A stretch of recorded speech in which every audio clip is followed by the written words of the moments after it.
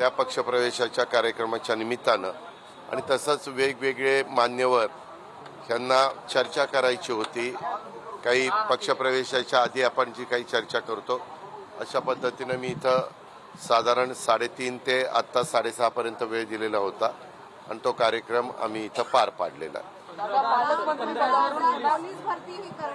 सरकारचा मोठा निर्णय हो, आज झाले ना, आज 6 म्हणजे नेहमीचे 3 विषय सोडून म्हणजे जे काही पावसाच्या संदर्भामधलं परिस्थिती असते, हवामानाच्या संदर्भातली परिस्थिती असते, कृषी क्षेत्राची एकंदरीत परिस्थिती, ह्या सगळ्याचा आढावा घेऊन पुढं 8-1 दिवसामध्ये पावसाचं चित्र राहणार आहे। ते सगळे नेहमीचे विषय घेऊन 5 महत्त्वाचे विषय आज घेण्यात आले। त्याच्यातला सगळ्यात महत्त्वाचा विषय म्हणजे जवळपास 15,000 पोलिसांच्या भरतीच्या बद्दलचा विषय होता। आम्ही तुम्हाला माहिती आहे की मागे अनुकंपा तत्वावरच्या भरतीला मान्यता दिली आणि त्याच्यामध्ये काही गोष्टी, काही नियम हे व्यवस्थितपणे त्याच्यामध्ये केले की कुणावर तिथं अन्याय होऊ नये। तो नियम झाल्यामुळं अनुकंपा तत्वावरची भरती आता आमची सुरू झालेली आहे। परंतु त्याचबरोबर आपले 15,000 पोलिसांची भरती, परवा पुण्यामध्ये मी आणि मुख्यमंत्री एका कार्यक्रमाला एकत्र होतो। पुण्यात पोलीस खात्याचेच काही कार्यक्रम होते, काही पोलीस स्टेशनची भूमिपूजन, एका पोलीस स्टेशनचं उद्घाटन होतं आणि इतर पण काही तिथं वाहनं वगैरे आणलेली होती आणि तिथं CCTV कॅमेरे आपण मोठ्या प्रमाणावर बसवलेले आहेत।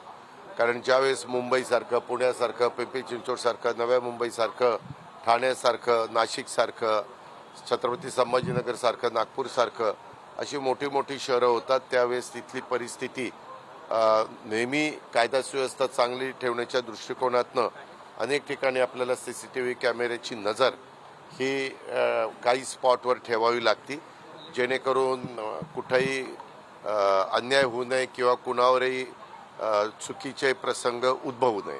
अशा त्यावेळेस मुख्यमंत्र्यांनी सांगितलेलं होतं की आपण लवकरच जे काही ज्या जागा रिक्त होतात त्या भरण्याचा तर अधिकार आहे, पण ज्यावेळेस नवीन पोलीस स्टेशन निर्माण होतात, नवीन काही आपण सुरू करतो, त्यावेळेस तिथं जुना स्टाफ काढून तिथं डायव्हर्ट करता येत नाही, कारण जुना स्टाफ ज्या त्या ठिकाणी लागतोच। म्हणून आपण नवीनची भरती करतोय, ती ह्या कारणाकरता करतोय कारण काही शहरांचं पॉप्युलेशन फार वाढलेलं आहे, म्हणून पोलीस खात्यावरचा ताण कमी करण्याच्या दृष्टिकोनातून नागरिकांना सोयीचं होण्याच्या करता आपण ही पोलीस भरतीला मान्यता आज दिली आणि ह्या पोलीस भरतीला मान्यता देत असताना त्याच्यामध्ये पुण्याला पण जी काही नवीन पोलीस स्टेशन झाली तोही विषय ह्यालाच धरून घ्या, अशा प्रकारच्या सूचना देखील मुख्यमंत्र्यांनी मंत्रिमंडळाने संबंधित विभागाला दिलेल्या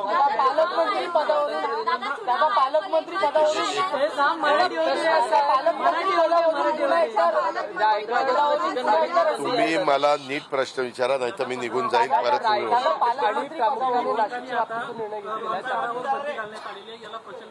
कशाला? मटन चिकनला बंदी, 15 ऑगस्टला बंदी करण्यात आली। कुठे? मालेगाव आणि हे मी पण ती बातमी टीव्हीलाच बघितली की काही लोकांनी असं सांगितलं की तिथं बंदी घातली, तर ज्यांनी बंदी घातली त्यांच्या ऑफिस समोर जाऊन आम्ही ते विक्रीची व्यवस्था करणार। आता खरं तर ज्यावेळेस श्रद्धेचा प्रश्न असतो त्यावेळेस अशा प्रकारची बंदी घातली जाते। उदाहरणार्थ आषाढी एकादशी असेल, महाशिवरात्र असेल, महावीर जयंती असेल, अशा काही महत्त्वाच्या दिवस असतात त्यावेळेस। आता स्वातंत्र्य दिन हा देशाला स्वातंत्र्य मिळून 78 वर्ष होत आहेत। आपल्या देशामध्ये, आपल्या राज्यामध्ये काही जण शाकाहारी आहेत, काही जण मांसाहारी आहेत। आता तुम्ही जर कोकणात गेला तर कोकणात साधी भाजी करताना पण तिथं सोळे, सुकट, बोंबील असलं काही काही त्याच्यामध्ये घालतात, तो त्यांचा आहार आहे।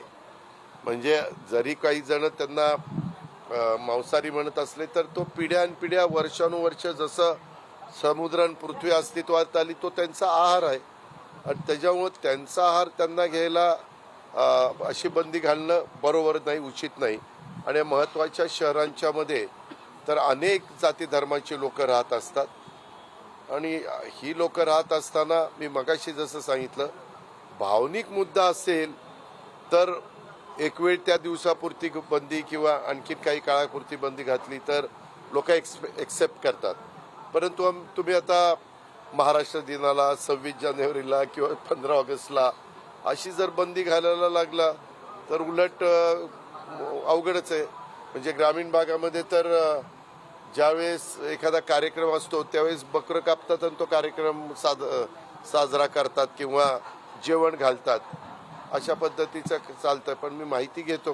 पण माझं स्वतःचं मत असं आहे की लोकांच्या भावना देखील महत्त्वाच्या आहेत, परंतु भावनेचा आणि श्रद्धेचा विषय ज्यावेळेस येईल त्यावेळेस त्या विषयाकडे त्या अँगलनी बघावं. परंतु देशाच्या स्वातंत्र्याच्या बाबतीमध्ये ज्यांच्या आता आदिवासी समाजामध्ये तुम्ही जर बघितलं तर त्यांचा मोठ्या प्रमाणावर आहार हा अशा बाबतीतला मांसाहाराचाच असतो. दादा, ज्या पंतप्रधान नरेंद्र मोदींनी साखर कारखान्यांना किंवा कारखान्यांना जीवनदान दिलं, मात्र अभिनंदनांच्या बॅनरमध्ये त्यांचे फोटो नाहीयेत, त्यामुळे अजित पवारांना जनाची नाही तर मनाची लाज वाटली पाहिजे असं राधाकृष्ण विखे पाटील म्हणतात. कुठल्या अभिनंदन? स्टेटमेंट केलं. साखर कारखानदारीला इथेनॉलला देऊन जीवनदान देण्याचं शेतकऱ्यांना आणि कारखानदारांना जर निर्णय तुम्ही घेतला असेल तर पंतप्रधान अमित शहाने घेतलाय, त्यामुळे किमान त्यांचा अभिनंदनाचा प्रस्ताव तरी कारखान्यांवर व्हायला पाहिजे. पण मग करत नाही मी कशाला करत नाही? आणि त्यामुळं एक मिनिट काहीतरी राधाकृष्ण विखे पाटलांचा गैरसमज झालेला दिसतो. मी कधी पत्रकार मित्रांनो, तुम्हाला माहिती आहे, मी असले अभिनंदन किंवा आता मी एका कारखान्याचा चेअरमन आहे, माळेगाव कारखान्याचा. त्यांनी त्या दिवशी मला सांगितलं की 22 तारखेला तुमचा आणि मुख्यमंत्र्यांचा वाढदिवस आहे, तर आपल्याला आता कारखान्याच्या तर्फे आपल्याला जाहिरातबाजी करायची. म्हटलं अजिबात जाहिरातबाजी करायचे कारण नाही. ज्यांना जाहिरातबाजी करायची असेल ते त्यांच्या खर्चाने करतील. आपण कारखान्यामध्ये शेतकऱ्यांना चांगला भाव, कामगारांना योग्य पद्धतीनं त्यांचं जे काही मानधन असतं ते देण्याचा आपण बांधील आहोत, किंवा तोडणी वाहतूकवाल्यांना जे काही न्याय द्यायचा त्याला आपण बांधील आहोत असं सांगितलं. मी राधाकृष्ण विखे पाटलांना विचारीन. मी असं कधीच सांगितलेलं नाही. तुम्ही पण मला इतके वर्ष ओळखता. आम्ही कशाला कुणाच्या हे करू?